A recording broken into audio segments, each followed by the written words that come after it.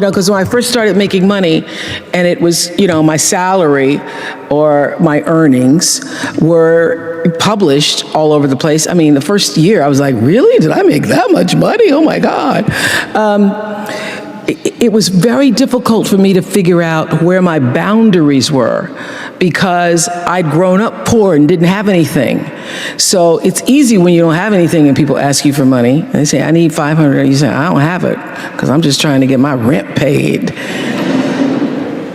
It's harder when your multi-million-dollar salary is now in the paper and you get a lot of friends and cousins you didn't have before. So how do you set boundaries for yourself? I was having trouble setting boundaries for myself for even strangers. People would just show up at my door in Chicago and say, Oprah, I left my husband, please help me. And I would, because she knows I have it. So don't try that now though, okay? Don't try that now, I figured it out. So what I learned is that the reason why people keep showing up is because my intention is to make them think that I'm such a nice person that you can ask me for anything, you can get me to do anything, I'm gonna say yes, I'm gonna say yes. So when Stevie called me this time, I thought I'd try out my first no on Stevie. Let's start big. He wanted me to donate some money to a charity, and I didn't want to donate to the charity because I have my own charities and I care about a lot of people, but the problem is when you have money, everybody thinks you just want to give to everything. So every letter I ever get starts with, we know you love the children. Yes, I do love the children, but somebody else is going to have to help the children. So I said to Stevie, no. And as a person who has that disease to please, I was waiting for him then to say, I will never speak to you again. I will never call you. I will never sing a song for you. And he didn't. He just said, okay. Okay? Okay, it's okay? He said, okay, check you later. And what I learned from that is, many times you will have angst and worry about things and put yourself in a state, like someone said this morning because their phone went off, they were mortified over a phone, I said, really? You will put yourself in a state when the other person really isn't even thinking about you. So learning that I could specifically determine for myself what the boundaries were for me, what I wanted to do, give my money, give my time, give of my service to who I wanted to give it to when I did, that I get to make that decision. And just because you get 100 requests a week doesn't mean you have to try to fulfill all of that. Just because you have all of these demands on your time and on you doesn't mean that you have to say yes. You get to decide because you're the master of your fate. The captain of your soul, as William Ernest Henley said in Invictus. And understanding that really changed the meaning of my life in that I was no longer driven by what other people wanted me to do, but took charge of my own destiny, making choices based upon what do I feel is the next right move for me. Quincy Jones had, I would not even say an important role, I would say the role in my acting career. Quincy Jones discovered me. And it's so interesting to me because when I was working as a television newswoman in Baltimore, and really all I wanted to do was be an actress, but I was doing television, and I felt at the time, well, I can't quit this job because this is what everybody else wants to do. And if I quit this job, what am I going to do? And I was going to a speech coach at the time that the station had sent me to. The broadcasting school, they sent everybody to the same woman. And I was telling her, I really don't want to do this. What I really want to do is act. And she says, my dear, you don't want to act. Because if you wanted to act, you'd be doing it. What you want to be, my dear, is a star. Because if you wanted to act, you'd be waiting tables in New York. And I thought, now why am I going to wait tables if I'm already working in TV? So I said, well, what I think is going to happen is I will be discovered. because I wanted so badly, somebody's going to have to discover me. And she said, you just dream. You dream, you're a dreamer. So when it happened, I called her up. I said, you will not believe this. I got discovered.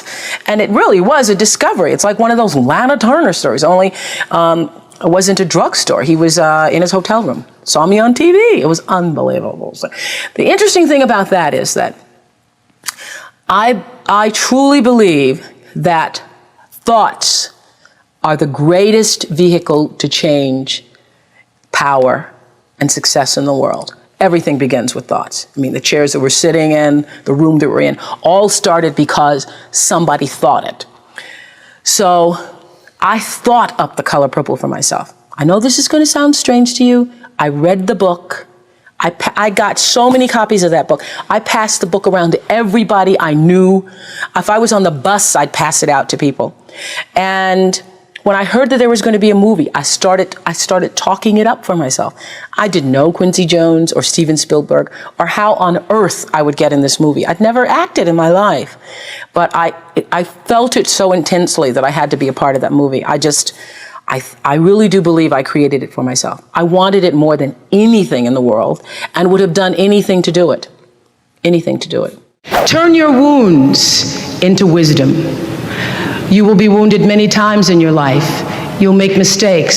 Some people will call them failures. But I have learned that failure is really God's way of saying, excuse me, you're moving in the wrong direction. It's just an experience.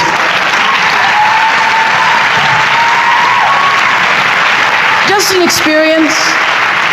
Just an experience. I remember being taken off the air in Baltimore, being told that I was no longer being fit for television and that I could not anchor the news because I used to go out on the stories. And my own truth was, even though I'm not a weeper, I would cry for the people in the stories, and which really wasn't very effective as a news reporter, to be covering a fire and crying because the people lost their house. And it wasn't until I was demoted as a on-air anchor woman and thrown into the talk show arena to get rid of me that I allowed my own truth to come through. And the first day I was on the air doing my first talk show back in 1978, it felt like breathing, which is what your true passion should feel like. It should be so natural to you. And so I took what had been a mistake, what had been perceived as a failure with my career as an anchor woman in the news business, and turned it into a talk show career that's done okay for me. What drives you to keep working so hard? You and I are in the 60s category, and so when you're in your 60s, you've lived more than you're going to live, realistically. So when you realize you've lived more than you're going to live, you can say, why not relax a little bit? Why not just ease up? Why have you decided to even work harder than you did before? Because I think, David, that everybody, the thing that works for me all these years, whether it was the magazine, or which I still have, or whether it was the show, I understood that there's a common denominator in the human experience. And I want the same thing you want, which is the same thing you want and you want. What we all want is to be able to live out the truest, highest expression of ourselves as a human being. That doesn't end until you take your last breath. What is the truest, highest vision that you hold for yourself? No matter where you are in your life, there's always the next level. There's always the next level to the last breath. So I feel that I always knew that I would be done with the show when I felt like, oh, I've said as much as I could say here on this platform. And then how will I be used? If there were a theme song to my life, Amazing Grace would be one of them, and Keep on Using Me Till You Use Me Up would be another one. You know that Bill Withers song? Yes. So I feel that until you have used your value as a human being, you're not done. When I first started as a broadcaster, I was 19, very insecure, thrown into television, pretending to be Barbara Walters, looking nothing like her, and still going to college. So I do all my classes in the morning from 8 to 1, and then the afternoon I work from 2 to 10 and did the 6 o'clock news. And would stay up and study and all that stuff, until 1, 2, or 3 o'clock in the morning, and then just start the routine all over again. And my classmates were so jealous of me that I remember taking my little $115 paycheck, and at the time I thought it was really a lot, but taking $115 and trying to appease them. I would always, anytime anybody needed money, I was always offering, oh, you need $10, or taking them out for pizza, ordering pizza for the class and things like that. That whole disease to please, that's where it was the worst for me, I think, because I wanted to be accepted by them and could not be, because first of all, I didn't have the time. They wanted me to pledge, and I didn't have the time to pledge. I didn't have the time to be a part of all the other college activities or a part of that whole lifestyle. And it was very difficult for me socially, really one of the worst times of my life, because I was trying to fit in school and be a part of that culture, but also trying to build a career in television. It's very difficult for me to even see myself as successful, because I still see myself as in the process of becoming successful. To me, successful is getting to the point where you are absolutely comfortable with yourself. And it does not matter how many things you have acquired. The ability to learn to say no and not to feel guilty about it, to me, is about the greatest success I have achieved. The fact that I have, in the public side, done whatever is fine. It's all a part of a process for growing for me. But to me, to have the kind of internal strength and internal courage it takes to say, no, I will not let you treat me this way, is what success is all about. It's the same thing that prevents you from being abused as a child, that prevents you from being abused as an adult, that allows you to build success for yourself. I will not be treated this way. I demand only the best for myself. You are worthy to say no. That it's okay if you say no. It's okay if you say no and then people don't like you. That's really okay. The important thing is how you feel about what you're doing, how you feel about yourself. It's a long struggle, though. It's a long struggle. And I'm just hoping that, in the work that I do on the show and the speaking that I do around the country, and that young people who are watching this can get the lesson sooner than I did. Because it's painful, because you keep repeating it over and over and over until you get it right. And what I found is that every time you have to repeat the lesson, it gets worse. Because I call it God trying to get your attention, the universe trying to get your attention. So we didn't get your attention the first time, so we're going to have to hit you a little harder this time. So I'm still doing it. I'm still learning. Create the highest, grandest vision possible for your life, because you become what you believe. When I was a little girl, Mississippi, growing up on the farm, only buckwheat is a role model, watching my grandmother boil clothes in a big iron pot through the screen door because we didn't have a washing machine and made everything we had. I watched her and realized somehow inside myself, in the spirit of myself, that although this was segregated Mississippi and I was colored and female, that my life could be bigger, greater than what I saw. I remember being 4 or 5 years old. I certainly couldn't articulate it, but it was a feeling, and a feeling that I allowed myself to follow. I allowed myself to follow because if you were to ask me what is the secret to my success, it is because I understand that there is a power greater than myself that rules my life. And in life, if you can be still long enough in all of your endeavors, the good times, the hard times, to connect yourself to the source. I call it God. You can call it whatever you want to, the force, nature, Allah, the power. If you can connect yourself to the source and allow the energy that it is your personality, your life force, to be connected to the greater force, anything is possible for you. I am proof of that. I think that my life, the fact that I was born where I was born and the time that I was and have been able to do what I've done, speaks to the possibility, not that I am special, but that it could be done. I remember when I started the school and I said to my beloved friend, Maya Angelou, I said, Maya, I'm just so proud that I was able to create the school. And I said, this is going to be my greatest legacy. And Maya said to me, you have no idea. Right. You have have no idea what your legacy will be, she said to me, because your legacy is every life you've touched. And that shifted the way I saw legacy or what you leave behind or what you do. Because Maya was explaining to me that, you know, over all the years of watching your show, everybody who decided that they were going to go back to school or lose weight or no longer hit their children or get out of a bad marriage, all of those people who have seen and experienced your voice, and the same thing with everybody here. You have no idea what your legacy will be. Your legacy is every life that you've touched. And we like to think of it, I know you have done amazing things with your philanthropy. We like to think that these great philanthropic moments are the ones that leave the impact or will make the huge difference in the world. But it's really what you do every day. It's how you use your life to be a light to somebody else's, you know, and it's how you use your work as an expression of your own art, whatever that is.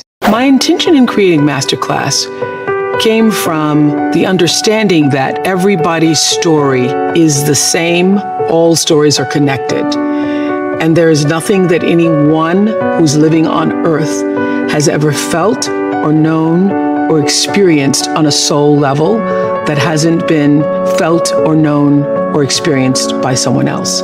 One of the most difficult things in life is feeling that you are the only one. You are the only one who's traveled this path, who's felt this way. I had nowhere to go. I was homeless at the time. I lost my family. Next thing I know, I'm in this car for 3 years, man. I'm struggling.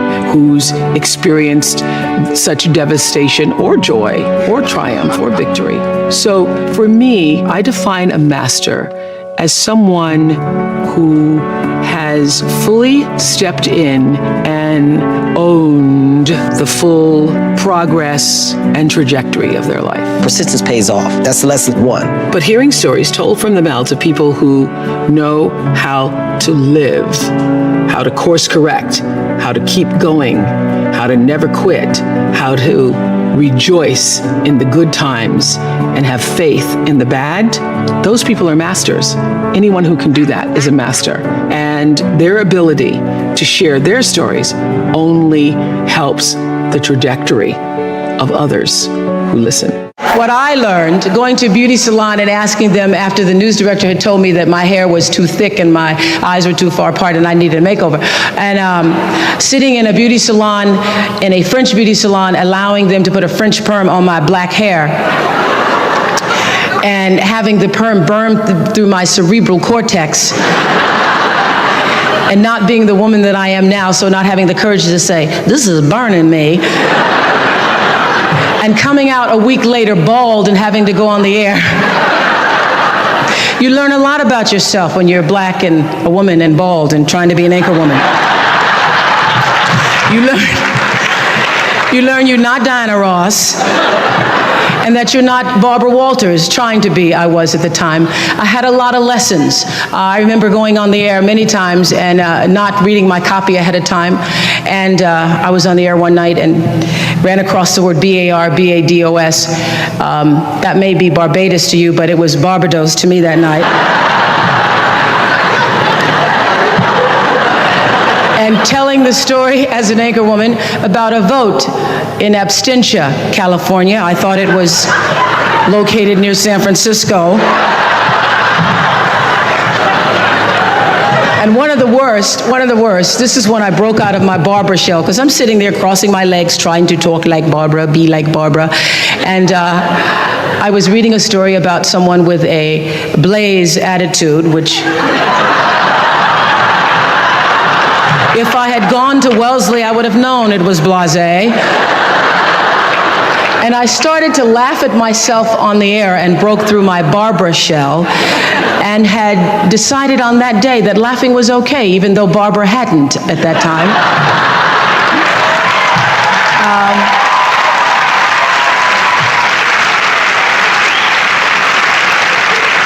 And it was through my series of mistakes that I learned that I could be a better Oprah than I could be a better Barbara, and I allowed Barbara to be the mentor for me, as she always has been, and I decided then to try to pursue the idea of being myself, and I am just thrilled that I get paid so much every day for just being myself. But it was a lesson long in coming, recognizing that I had the instinct, that the inner voice that told me that you need to try to find a way to answer to your own truth was the voice I needed to be still and listen to.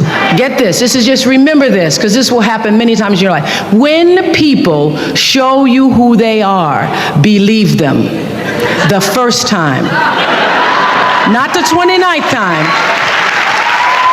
That's particularly good when it comes to men's situations, because when he doesn't call back the first time, when you're mistreated the first time, when you see someone who shows you a lack of integrity or dishonesty the first time, know that that will be followed by many, many, many other times that will, at some point in life, come back to haunt or hurt you. When people show you who they are, believe them the first time. Live your life from a point of view of truth, and you will live your life from truth, and you will survive everything. Everything. I believe even death. You will survive everything if you can live your life from a point of view of truth. Close your eyes for a moment, will you please? And breathe with me. Just close your eyes. And if you will, put your thumb to your middle finger and gather your other fingers around, and let's feel the vibration and pulse of your personal energy as you take 3 deep breaths with me. Inhale, and as you exhale, just feel the vibration, energy, blood pulsating through your body, through you. And another inhale.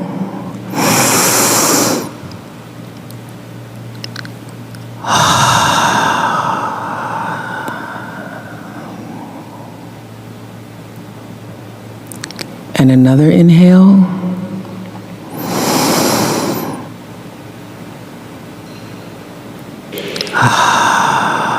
And keep your eyes closed. And let's just think about this day. This day that you have been graced to breathe in and out thousands of times. This day where many of those breaths were taken for granted. You just expected the next one to come. But the truth is, there's no guarantee that the next one comes. This day, how you started your day, what your thoughts were this morning, how you've carried yourself through this day, how you've been allowed to have encounters and experiences, some challenging, some more life-enhancing, that pushed you forward another day of being here on the planet Earth as a human being. Let's just think about that. After all you've been through, in this day alone, and the many days and years past, how you got here to this prestigious, esteemed university, the choices you made that have brought you to this day.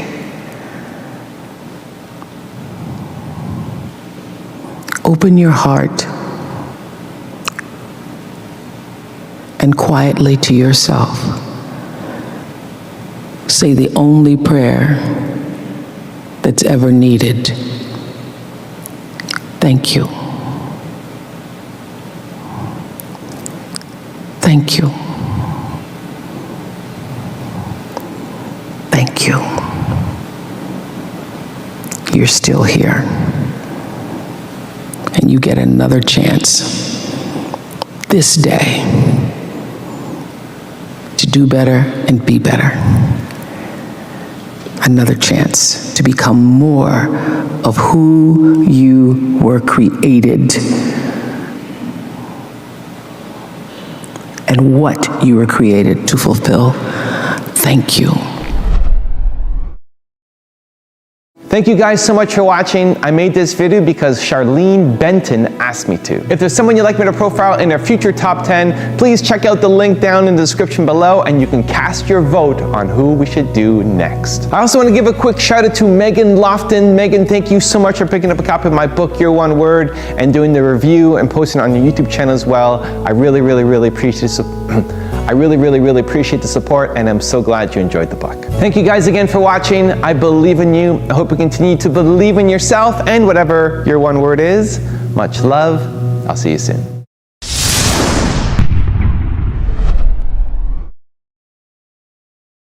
I have paid attention to my life because I understand that my life, just like your life, is always speaking to you, where you are, in the language, with the people, with the circumstances and experiences that you can understand and interpret if you are willing to see that always life, God, is speaking to you.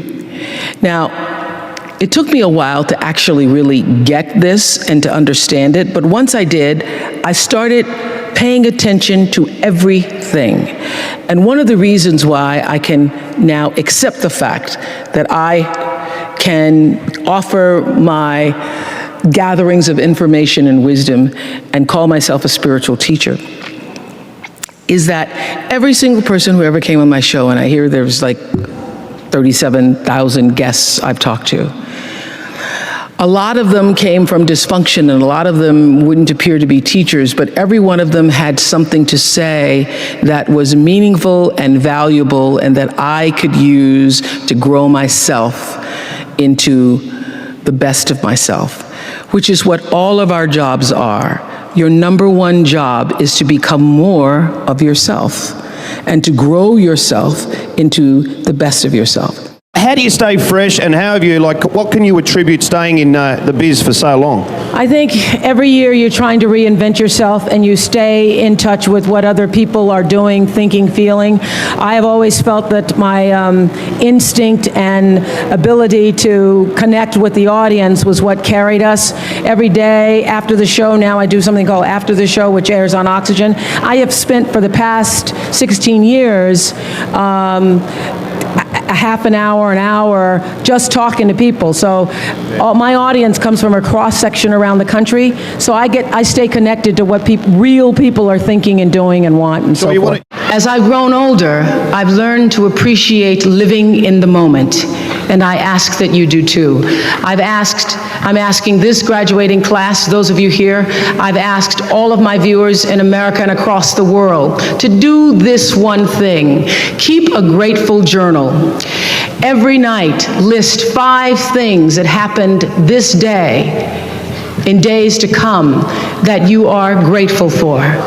What it will begin to do is to change your perspective of your day and your life.